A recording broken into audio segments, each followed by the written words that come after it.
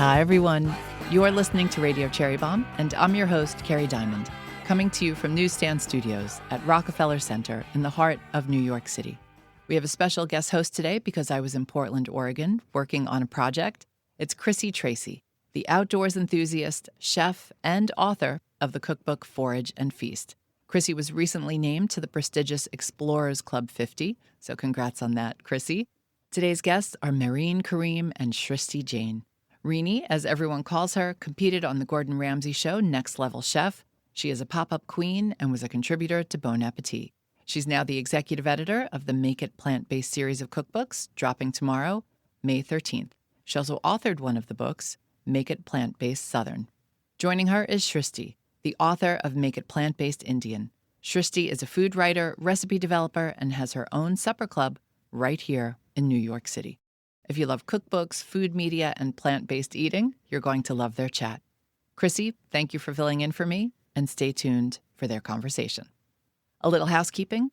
We are about to reveal the covers for the new issue of Cherry Bombe's print magazine.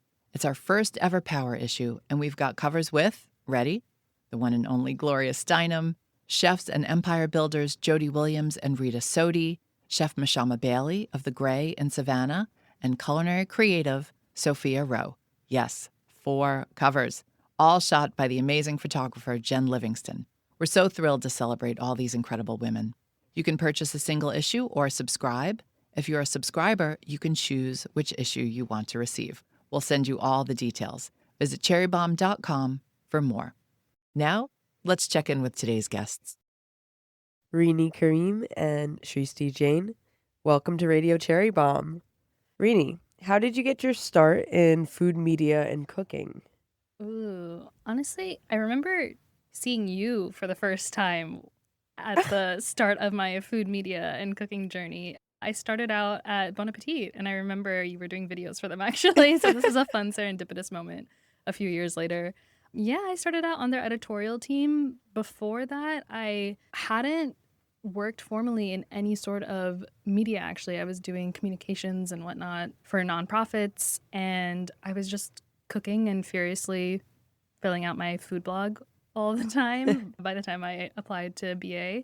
And since then, I've dabbled in a variety of things that have now gotten me to writing this cookbook. And it's been so fun to watch your journey, might I add. You are doing incredible things, and I hope to attend one of your pop-ups soon. Likewise. And Srishti, how about you? How did you get your start in the food world? I really just started as a home chef, and during the pandemic, I made my personal Instagram public, and I was documenting all of the things that I was cooking. I had a little micro bakery in my apartment, and from there, I moved to New York and got to work in a bunch of restaurants and ended up here today.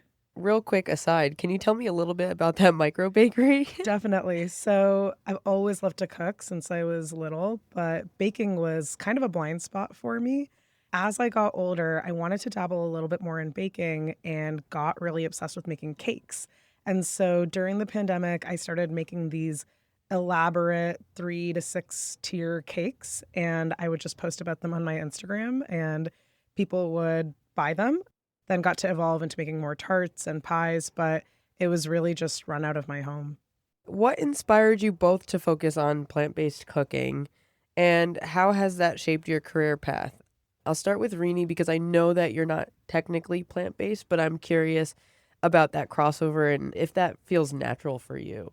I know. I feel like such a fraud talking to you about this, Chrissy, with No. your own true plant-based lifestyle. It's interesting because so much of the history of plant-based cooking and techniques comes from a lot of traditional South Asian or generally Asian cooking traditions. So I didn't realize until I started formally developing recipes at BA and then afterwards cooking at pop-ups and, trying to abide by dietary restrictions or writing recipes around dietary restrictions forces you to think about creative ways to implement flavors without sacrificing the integrity of ingredients, textures for whoever your audience is, whether they're online or you're serving them dinner. It was a natural inclination to understand ingredients, whether they're animal-based or plant-based. So by the time I started discussing this book series with Workman, the publisher, and our agent, it felt natural to be able to think even further outside of the box and consider my own culinary heritage through the lens of plant-based cooking, which is Southern food. I was raised in Georgia, born in Alabama, and pretty much just nomadically went around the South as a child until I stayed most of my life in Georgia, around Atlanta. The fact is that Georgia itself, specifically Metro Atlanta, has a huge vegan/plant-based food scene, probably more extensive than I've seen in most major cities. Ooh. There's a lot of credit there to influencing my lack of stigma against plant-based cooking, because I know that stigma exists, especially in food people. I think that opened my eyes at an earlier age and made eating vegan and plant-based food pretty normal. So now cooking with it also feels natural, whether it's a strict lifestyle or not. That's awesome. And, good food is always what I say. Mm-hmm. And how about you, Srishti? How did you get your start with plant-based cooking? What does it mean to you? I'm a lifelong vegetarian, and so is my entire family. I have a really deep relationship with eating vegetable forward. And then also in college, I was vegan. So I got to also further, kind of experiment in that plant-based lifestyle. But as Reenie was mentioning, a lot of South Asian cooking is rooted in plant-based techniques and plant-based food. I'm also Californian, so a lot of that cuisine is heavily rooted in vegetable forward eating and, just celebrating produce and celebrating plant-based cooking. So when it came time to write this book, it was pretty natural for me to be able to, think about all the things that I ate growing up. And really the thesis of the book is plant-based cooking has existed in the East forever, for centuries. And in my mind, I didn't even have a label for it. It was just how I ate on a daily basis growing up. And so being able to celebrate that and kind of bring up a lot of dishes that I ate growing up, as well as some modern riffs on them, was pretty natural and also really exciting because I get to bring things that I've been eating forever to the world. It's clear that you've worn many hats: recipe developer, writer, editor. Which role feels most like home to you, and why? I think being in the kitchen always feels like the most home for me. Cooking, baking, having people over to eat. I have had a supper club for the past 3 or 4 years, and so hosting people and just being able to cook for them is by far my favorite thing. I have a supper club as well, so this is really Oh. exciting. We'll talk more about that later. I'll pass it off to you now, Reenie. You've worn so many hats. You've done pop-ups. You continue to do them, and it's really fun to watch that on Instagram. You're a writer, recipe developer. Which role feels most at home to you? It's a bittersweet answer because when I am under stress and in the kitchen at any of these pop-ups, that's where my brain feels at home, unfortunately. I can recognize my brain optimizing its capacity every single second. Honestly, it was after shooting Next Level Chef, which is, a gamified cooking competition show, but you actually do have 30 minutes to cook from all these random ingredients. And it was there that I was like, why am I not dying while trying to accomplish that? Once I started doing pop-ups, it made me realize that constantly feeling challenged and bound by parameters of whether it's your kitchen, leading a staff of cooks, dealing with vendors and whatnot, that whole side of culinary expertise, the leadership side that comes with being a chef, I think is where I've found my personality shine, not just my creativity. It's a great time to pitch and share recipes with the internet and food media and magazines and whatnot, to exercise all parts of my personhood and like who I've become today as a, someone who has an intuitive flair for cooking and thinking on the fly, but also for working with large groups of people and leading a team. Those things all came together and come together whenever I do pop-ups. We'll be right back with today's guests. Today's official Bomb Squad shout out is Gustiamo. You know when you taste something and it just stops you in your tracks? Like, how is this even real? Kind of good. That's exactly the feeling I had the first time I tried the Sicilian pistachio spread from Gustiamo. Gustiamo is a woman-founded, independent importer of real-deal Italian food.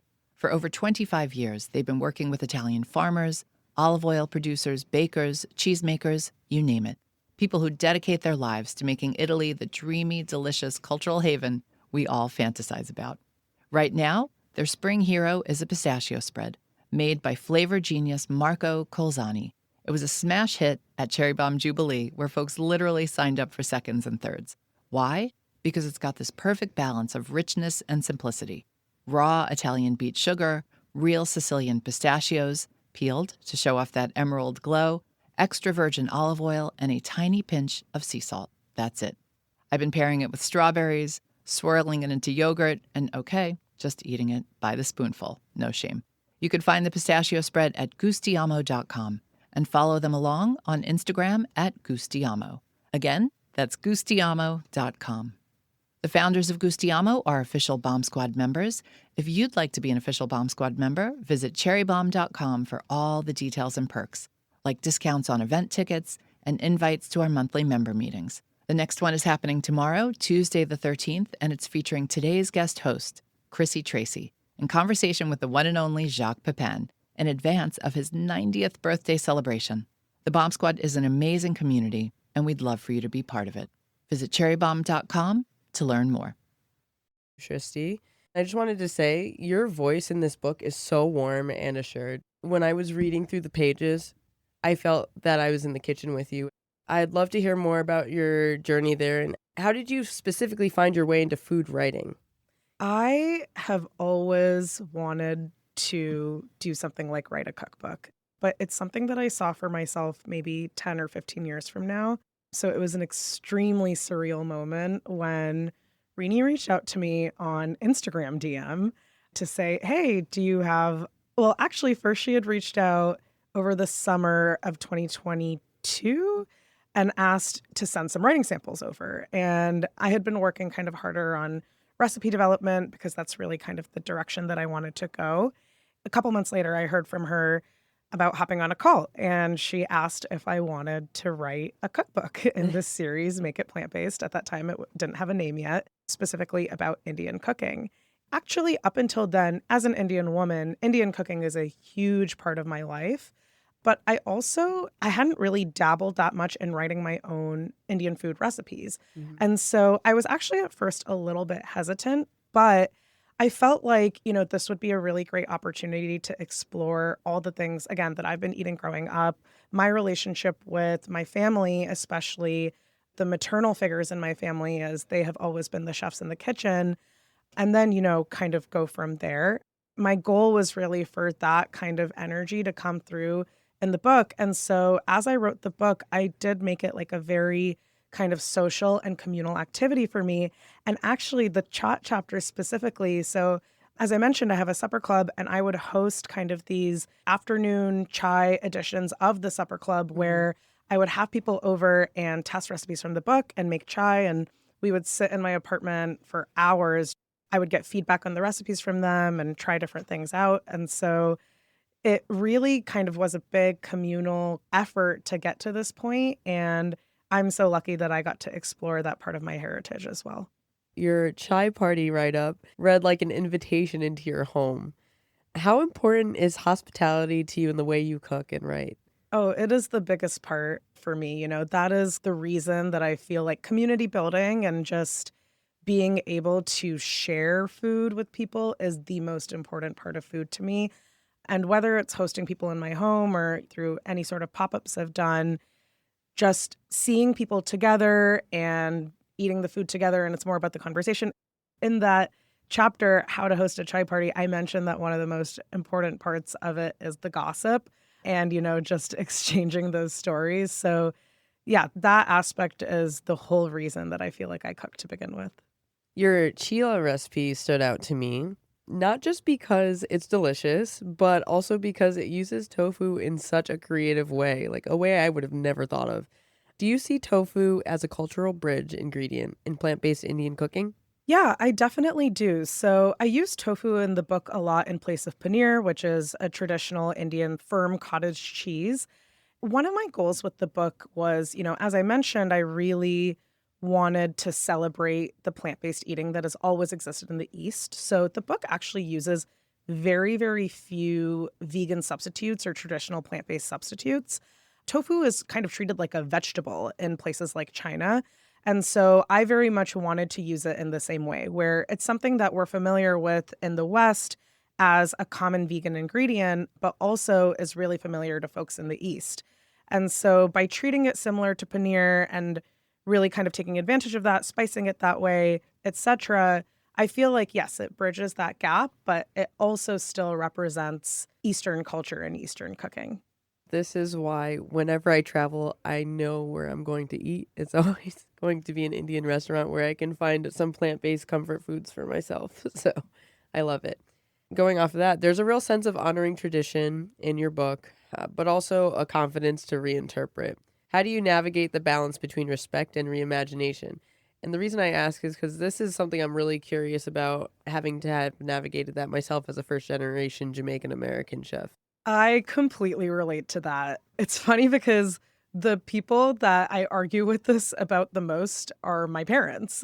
You know, I make a lot of modifications to dishes that I ate growing up, and my mom will immediately be like, oh, that's not the same dish. But then I kind of reminded her that you eat different variations of pasta and you eat different variations of a Thai curry at a modern Thai restaurant, and you still consider that Thai food. You still consider that Italian food. Why not have the same thought towards Indian food? I think that really helped kind of open up her mind to this. And for me personally, as being someone from California, I really wanted to highlight that aspect of my life and my style of cooking in the book and bring that into Indian cooking, especially because there are so many Indian people in California. Mm-hmm. And so I use a lot of produce like Brussels sprouts and asparagus and eggplant and just things that, you know, you don't always find in traditional Indian cooking because it is very present in Californian food. And I think another part of it is I also just wanted to make the recipes as accessible as possible. When I think about having some sort of fusion or reimagining traditional Indian cooking, I want someone who's not Indian, who's not plant-based even, to look at the book and see things that feel familiar to them and produce that, you know, they've cooked with before, or ingredients that they've cooked with before. So that also really helped kind of dictate how I was going to build these recipes. And I really enjoyed that sentiment because my whole philosophy with plant-based cooking is to meet people where they are and not to try to force anything on them, but to find those bridges of familiarity so that you can get people to open up and try new things. So that's very cool. One more thing I wanted to talk about was you wrote about prepping chai in advance and serving unsweetened with sugar on the side, which I haven't heard of before. So I found this to be such a generous touch. Do you think that we underestimate the role of choice in personalizing in plant-based food? Ooh, that's a great question. I think so. One of the ways that I approach cooking and the way I approach food is, again, coming back to that question of accessibility. I think everyone can cook, you know, like I think everyone has their own taste and has amazing taste. Even in the book, there are these sidebars like Remix It and Mealify It that really encourage someone to use the recipe in the way that serves them best. And my essays actually really focus on that as well. I have this recipe called the Sabzi Formula that explains any vegetable you have in the fridge, here's how you can make a dry curry out of it. I have another one called Pakora Anything and Everything, where you can make a fried fritter, again, out of anything. I really love that idea of choice in cooking, and it just makes cooking a lot more accessible, I believe. Last but not least, if someone is trying to plan a plant-based Indian dinner party, what would be your go-to lineup from the book? Ooh, okay. So I would definitely start off with the fruit chaat. It is a spiced fruit. You can use any fruit that you have, salad kind of thing. It's really refreshing and a great way to start off. Definitely have some chai on the side, I think, with that. From there, I think I would definitely go to a pakora, a little bit heavier. It's a fried fritter. And then for the mains, I love the wild mushroom biryani. It is served in like a paella style presentation, and that's how it's cooked as well. So it's broad and covered with these crispy mushrooms. I think the jalapeno butter tofu is just a classic. You know, it's meant to remind people of a butter chicken or a butter paneer, but it's completely plant-based. And then I think, you know, it's probably pretty easy to add in something like the all-day chole or like a dal on the side just to have a curry. I think for dessert, I am extremely partial to the Black Forest cake.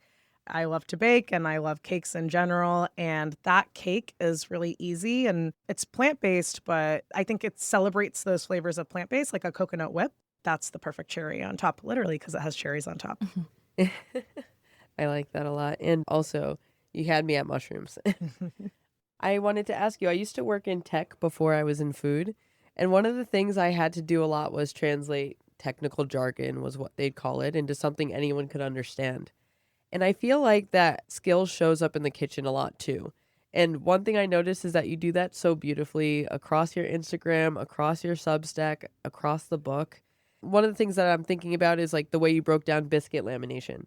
I clearly understand it because I'm a chef, but someone that's new to cooking could look at that and say, I think I can make a good biscuit right now. How do you think about that kind of accessibility when you're developing recipes in that lens? I've always wanted to answer this question. It's so funny. Whenever we do game nights with friends, my husband and I argue over how to explain a game. And I'm going to zoom out first, like teach a concept at almost a metaphorical level. Like I want you to feel immersed in what you're about to do. And then we're going to go level by level, like deeper into the micros.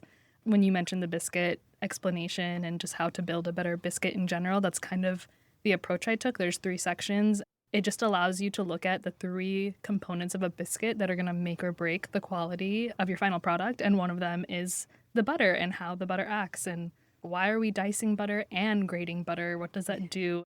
The way I describe anything that is tangible, I have to make abstract, almost like a metaphor for people to feel some sort of relation to. I want them to connect a different part of their brain to a recipe rather than just think about the ingredients, because usually people that are reading recipes for the first time or cracking open a cookbook for the first time are assuming that they're here to learn. They're assuming they're a beginner when reading what you have to say just by this self-proclaimed teacher-student dynamic when you read something. And I almost want to just level with them first and be like, these are like little blocks of butter that are going to release steam in a flat formation. You know, like I just want as much imagery there as possible because that's how I've always learned. It's funny you mentioned being from a tech job because I also said earlier that I used to do media and digital communications for nonprofits, and the nonprofits were actually for sexual and reproductive health. And that's my entire education is in global health. And so much of that job is being able to distill seemingly pedantic information into something that's both like meaningful and memorable for a reader. That's where I got a lot of my practice in just persuading someone to understand a concept. You have to teach someone that they can do something before even teaching them how to do it. I like that because I do feel like in order to teach, you have to empower first. And Yes. that's something I'm working on, so you're someone I need to talk to. That's a great way to put it. Another thing is that you have these really beautiful freestyle suggestions like turning fried mushrooms into biscuit sliders with maple syrup. Where does that intuitive cooking voice come from? It comes from the fact that I grew up such a brat who wanted to customize everything I ate. And that's why it's a part of the book. Srishti was talking about how that's a natural part of Indian cooking. You asked about customizing. That level of generosity and hospitality in providing your guests or whoever you're cooking for a customized experience, I think shouldn't be some high standard. And it's very accurate for South Asian cooking, like for Make It Plant-Based Indian book. The reason that's in there, the reason that's so natural to serve sugar on the side of chai is because, like, how dare you decide how much sugar someone wants? That's, like, unheard of in our household. Exactly. So I'm so glad you touched on that.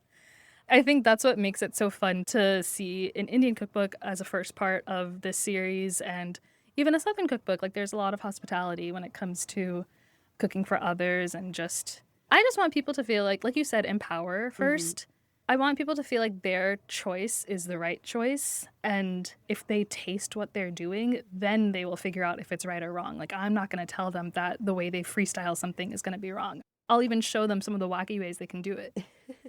I know you mentioned growing up down south, so I wanted to talk about that a little bit. Southern comfort food is so tied to memory, identity, and tradition.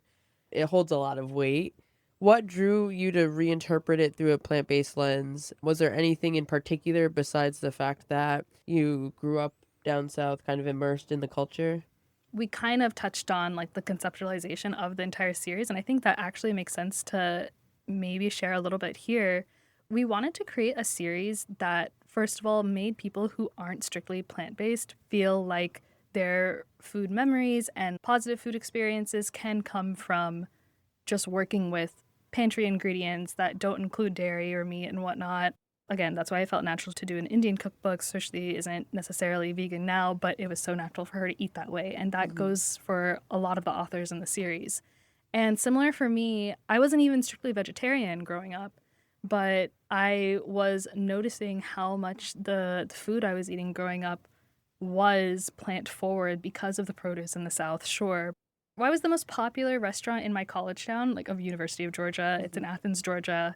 It's maybe like a 10-street block of a downtown area. And there's a lot of great restaurants, but our favorite one to go to, and almost everyone's favorite one to go to, was a plant-based restaurant. It was a vegan restaurant.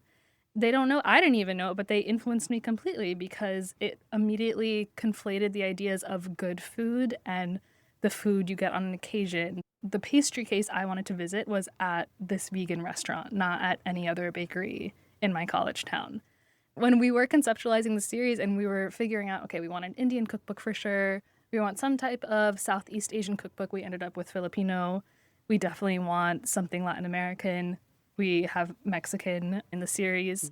And when the publisher and agent, they're like, could you do Southern? At first, I was like, what? Like, I hate presenting myself or like my ideas as something they're not naturally occurring. I had to do a lot of memory digging to realize that actually a lot of my favorite food memories were indeed plant forward or plant-based. There's something really intentional about the sauces in this book, like the mustard barbecue, coconut lime soup base. I get the sense you see sauces as more than just a condiment. Can you go into that a little bit more? Yeah, sauces. Sometimes I tell people that I just eat certain foods as a vehicle for a sauce. That's probably all of our favorite foods, like Caesar salad. Who cares about the romaine? Like, we're here for how good the Caesar dressing is, or the croutons. This hints towards my association with some of the fast food I had growing up in the South. And I don't mean to qualify it as just fast food. Really what I mean are like really good fried chicken restaurants and joints that do focus a lot on their sauces. And sometimes you decide where you're going to eat based on the condiments that come with those meals. I think there is a lot of intentionality behind choosing pungent flavors that can mend well with a variety of bases in the book. So there's a lot of main dishes that can be dressed up with different types of sauces. And like one of the sauces is a magic mayo that the base is tofu. I saw that. Okay, great. That's one of the bases of most of my sauces.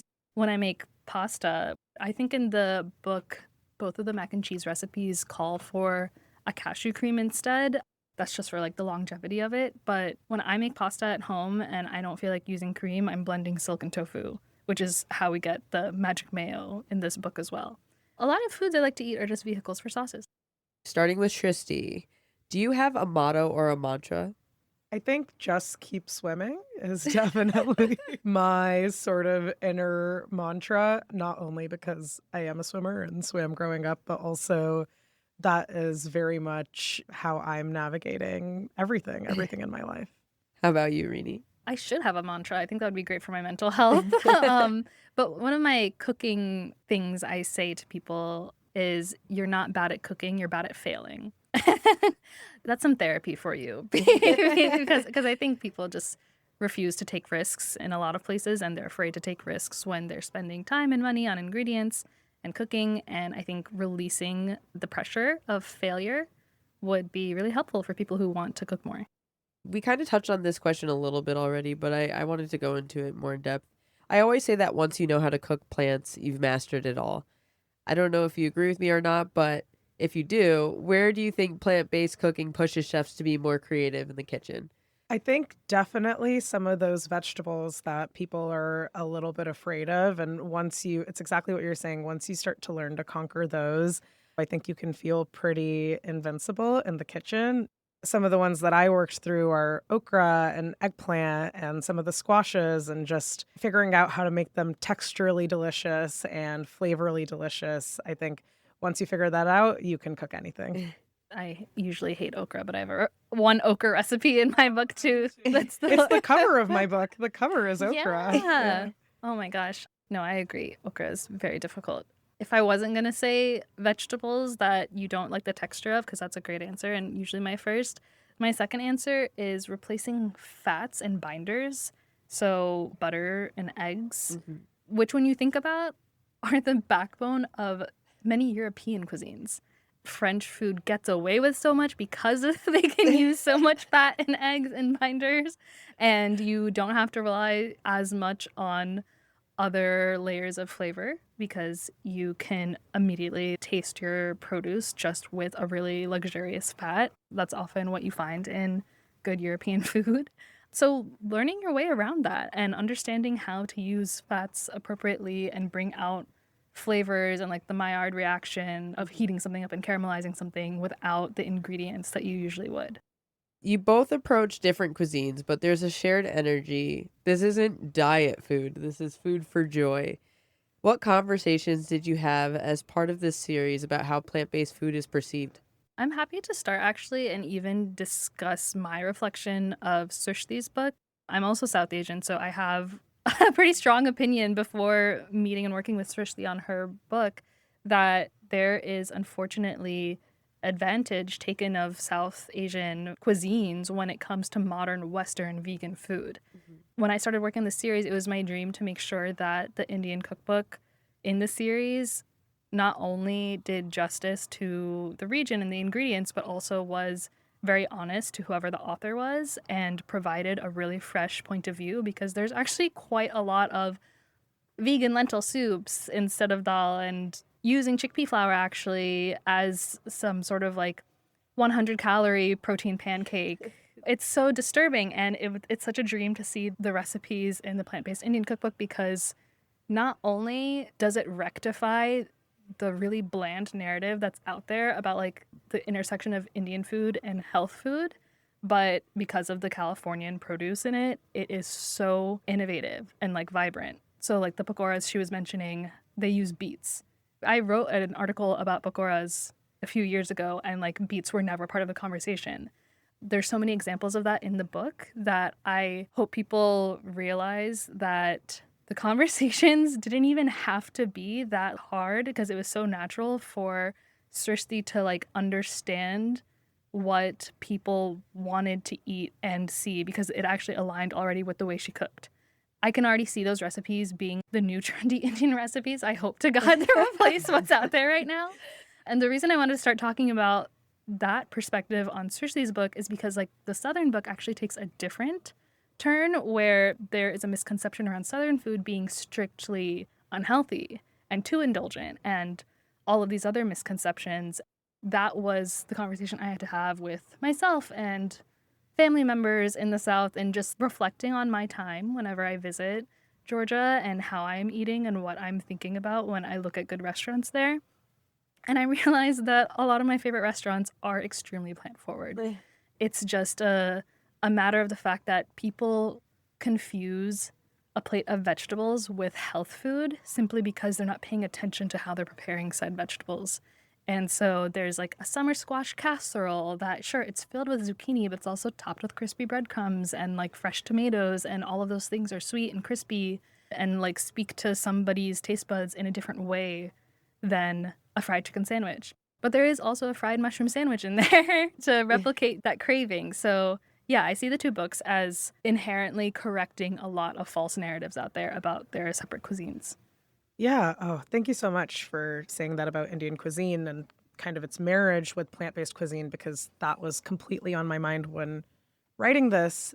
As a lifelong vegetarian, I have never felt the absence of meat in my life. I love plant-based food, but I completely understand that perspective, because I've also felt people thinking that there's something absent in plant-based cooking, or it's not a full meal because it doesn't include meat. I really wanted to start to change that narrative or work around that a little bit. And I really love that you brought up that these books are not focused in any way on diet culture. They're not even focused on converting someone into a plant-based eater. It's really meant to have a full table of really hearty, beautiful food that won't even make you start to question the absence of meat because that won't even be on your mind. And that's the perception that I feel like I've been working on forever and continue to kind of work on through this book and what I really hope people take away from it. At the end of the day, if you're even just eating plant-based for one meal a week or one day a week, I think that's amazing. You know, that's a great celebration of plant-forward cooking, and that's all I really hope for. So just a quick note here. These books are more than recipes. They're also a soft guidance on how to live and host with care. And I'm so proud of you both. I just wanted to say that. Thank you. If someone's just getting into plant-based cooking, which dish in your book would you want them to start with and why? I'll start with Reenie. Okay. I have my book in front of me. I would say the pancakes. I have a cardamom-infused pancake. I think it's a blueberry pancake, but you can use whatever fruit. And they turn out really fluffy. The technique it's trying to teach you almost has very little to do with plant-based cooking in general. So you trick yourself into learning how to make fluffy, tender pancakes without butter and eggs. And you actually learn an entirely new technique, which is how to infuse coconut oil, the fat you're going to use to cook your pancakes, with cardamom first. So it doesn't overpower the pancake, which is a accomplishment on my part because I think we just throw a lot of cardamom powder into desserts right now. Srishti's nodding because that's what a lot of like South Asian fusion recipes will do. And they're delicious. They can be delicious, but there's some merit to layering flavors more gently. And that's what I actually wanted to teach the reader with these pancakes is, you know, you can first infuse cardamom into your coconut oil and then use that coconut oil to fry each of your pancakes off. And it'll just smell of cardamom without overpowering it. Last question before the speed round. Any tips or tricks for our listeners today? I think for me, my biggest tip / trick is take your time. You watch cooking videos, you'll watch YouTube videos, you'll watch cooking shows, and everyone's moving so fast, and there is absolutely no need for that. If you are starting to cook or, you know, if you feel anxiety around cooking, just take as much time as you need. Do your mise en place, you know, really spend time with it. And that's where you're going to get your enjoyment from. I think my tip is maybe a sub tip of that, which is while you're taking your time, read the entire recipe first, approach it like a storybook. See, I zoom out first. Like I need you to go into it and pretend it's a fairy tale about like what you're about to make. Visualize yourself making things while you're reading the recipe and then start getting your ingredients in mise en place, like Srishti said. So we're going to go into our speed round. I love this part. What song is stuck in your head these days? Pondagi by Yeji. It is so good. I just ran the half marathon on Sunday, and it was like the first and last song I listened to. It is just a great running song and great dancing song. The Gilmore Girls theme / like the la-las that they sing in between the different scenes in Gilmore Girls. I love that entire soundtrack. 3 words that describe your food philosophy. Specific, personal, and memorable. Use more salt. How do you take your coffee or tea if you drink either? Iced oat cappuccino or flat white, aka an iced oat latte with less milk. Not a big caffeine drinker, but I do love an oat cappuccino. Guilty pleasure takeout order. Papa John's pizza. I was about to say nothing feels guilty, but yeah, actually like Domino's pizza would be it. Kitchen tool you can't live without. These days it's a spatula. I'm obsessed with spatulas. I just got the GIR silicone spatula set and I use all of them. Life-changing. Wow, I need that. Yeah. One dish from your book you could eat every week forever. The crispy golden tofu. That's one of the dishes that I actually had at the vegan restaurant I ate at all the time going to college, and that's what I remake almost every week. The spiced potato sandwiches with the jalapeno chutney. I used to eat those. My mom used to make those basically every weekend growing up for brunch, and I should be making them more now. If you were stranded on a desert island, who would you want to be stranded with and why? My brother. He is so funny. So he would make me laugh the entire time. He's an Eagle Scout, or he was a Boy Scout. So I can also rely on him to help me with a bit of, fire making and sheltering. I would say my husband, because because I've trained him well. He's the best sous chef and assistant, but also leader if I need him to be. So I can ask him to hunt and gather anything I need, and he'll find a way to bring it. Well, thank you so much, Reenie Karim and Srishti Jain, for joining us today on Radio Cherry Bombe. It has been my absolute pleasure to speak with you.